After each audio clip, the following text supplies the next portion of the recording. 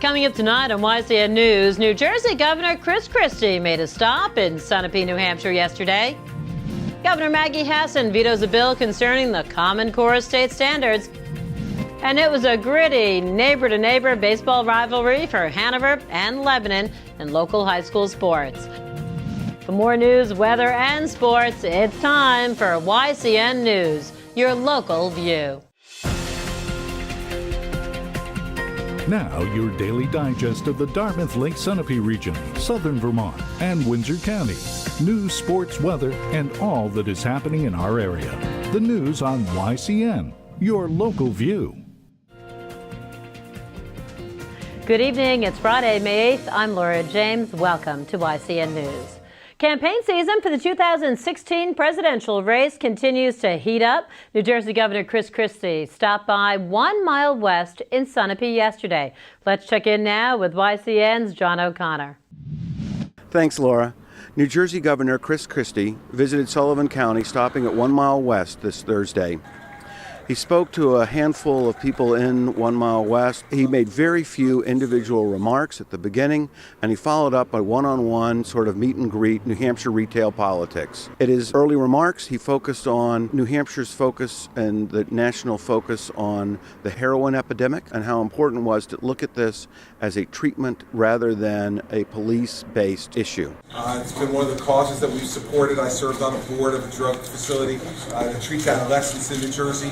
And we've changed the way things are done on drug rehabilitation in New Jersey. There were a ton of questions and comments that we heard. One woman said, "Governor Christie, keep it up, keep being your feisty self." While we didn't have a chance to get a quote from Governor Christie, we were able to meet with Representative Steve Smith, and we focused on the importance of getting candidates coming to Sullivan County. I certainly hope so. The ones that are serious about winning, I will take that shot. We've already had, Governor Christie's our fourth candidate that's been here. We've had Jim Gilmore, George Pataki, Rick Perry's been here. Now Governor Christie, I hope they all come if they want our votes. Hopefully this is not Chris Christie's last time to come to Sullivan, Grafton, or Merrimack County, and YCN will be there to cover him again. For YCN News, I'm John O'Connor. Laura? So a lot of candidates making their way through the region. Thanks so much, John. YCN News will keep you updated on presidential hopefuls making their way to West Central New Hampshire. Now, elsewhere in New Hampshire, state lawmakers are finishing up the legislative session in Concord. Governor Maggie Hassan signed into law Senate Bill 47, officially making it illegal to pay a person with disabilities below minimum wage. That does not happen now at any New Hampshire business, and the bill takes a proactive stance to keep this discrimination ever from happening. Nationwide, however, people who advocate for the rights of the disabled say about 400,000 workers are not protected by a similar law. Well, the Common Core education standards will remain in the Granite State now that Governor Hassan vetoed Senate Bill 101. Hassan said in a news release the bill as presented was unnecessary. While individual school districts do not have to follow the Common Core standards, all districts are required to test students via standardized exams based on the standards. Members of the state's Business and Industry Association advocated on behalf of a veto too. BIA President Jim Roach, in a letter on Tuesday, asked the governor to keep the Common Core standards in place. Not adopting the Common Core, which sets benchmarks for what students should know at the end of each grade, sends the wrong message. Coming up on YCN News, New Hampshire Congresswoman Annie Kuster comments on train service in rural New Hampshire. Voting day is coming up this Tuesday in New London, New Hampshire as well. And Mike Pizzone checks local sports action, Lebanon, Hanover, big rivalry. Weekend's upon us too. He'll take a look at that forecast. It's looking pretty good. All the details when YCN News returns. The YCN News continues in a moment. Welcome back to YCN News. I'm Laura James. Claremont has an Amtrak passenger stop that a group of residents want to see get more use.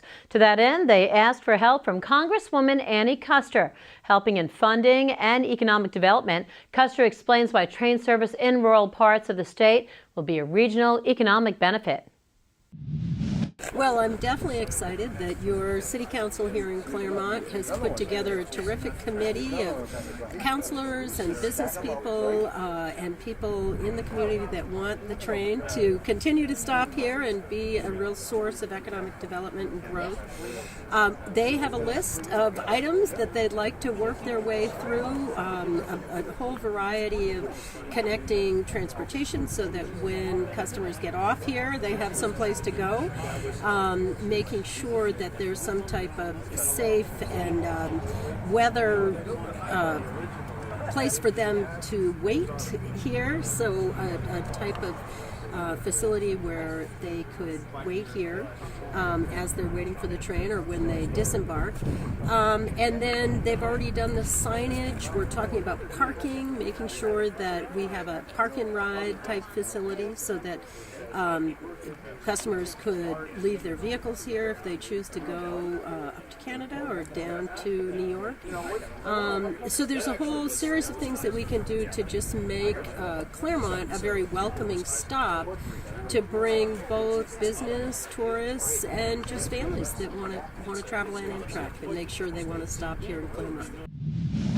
There are several options regarding finding the money to increase Amtrak service in the western part of the state beyond the Merrimack corridor. There are lots of different sources of funding, some of it coming via the Amtrak budget, and some of it coming, I want to make sure that we investigate other types of rural development funding. Even the U.S. Department of Agriculture has rural development funding for economic opportunity, and I think if the City of Claremont puts together a good proposal, that's something that could be viable for federal funding from that source.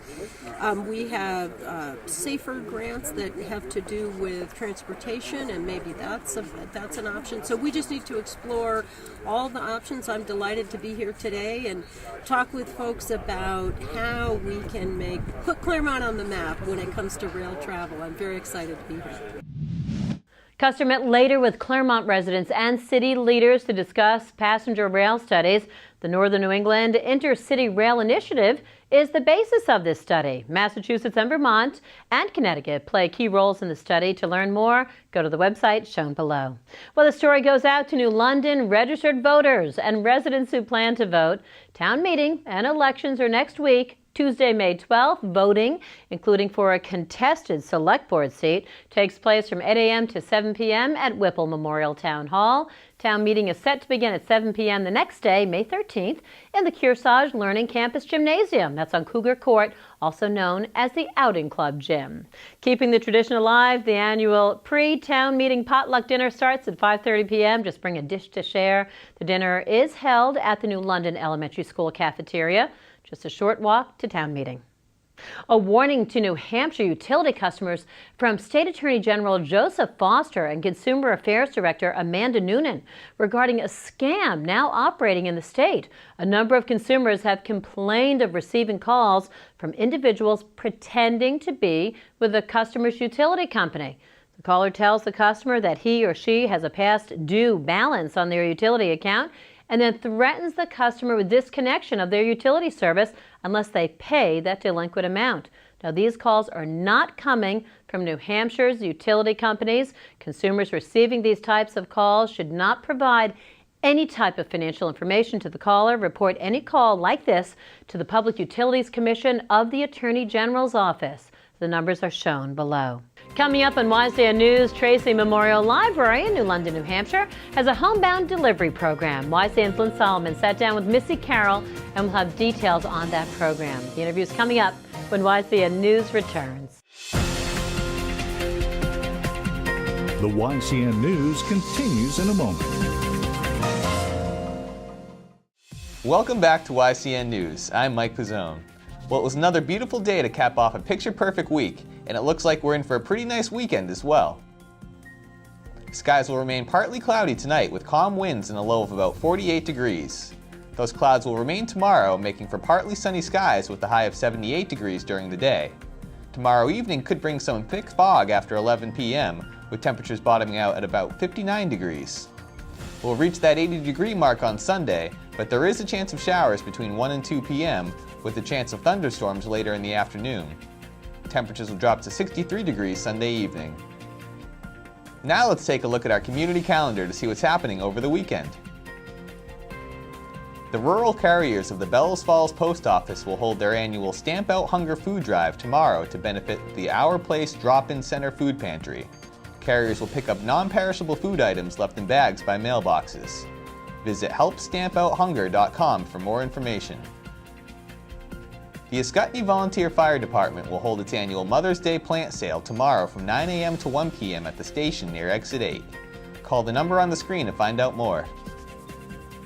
An open mic country music jam will be held Sunday from 1 to 4 p.m. at the Gassett's Grange Hall in Chester, Vermont. Refreshments will be available and there will be a 50-50 raffle. A $5 donation is recommended for admission.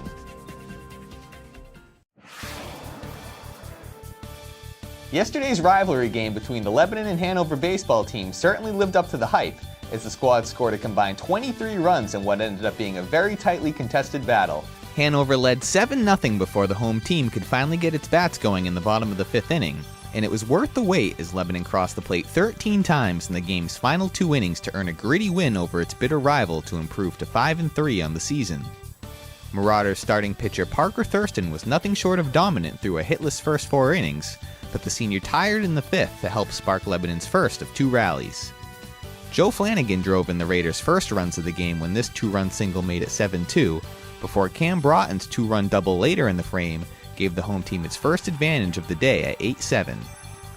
Hanover didn't give in easily though, responding with a 3-run 6th inning with help from a 2-run double from Sam Hastings, and this RBI double off the bat of Chris Gunderman to reclaim the lead at 10-7.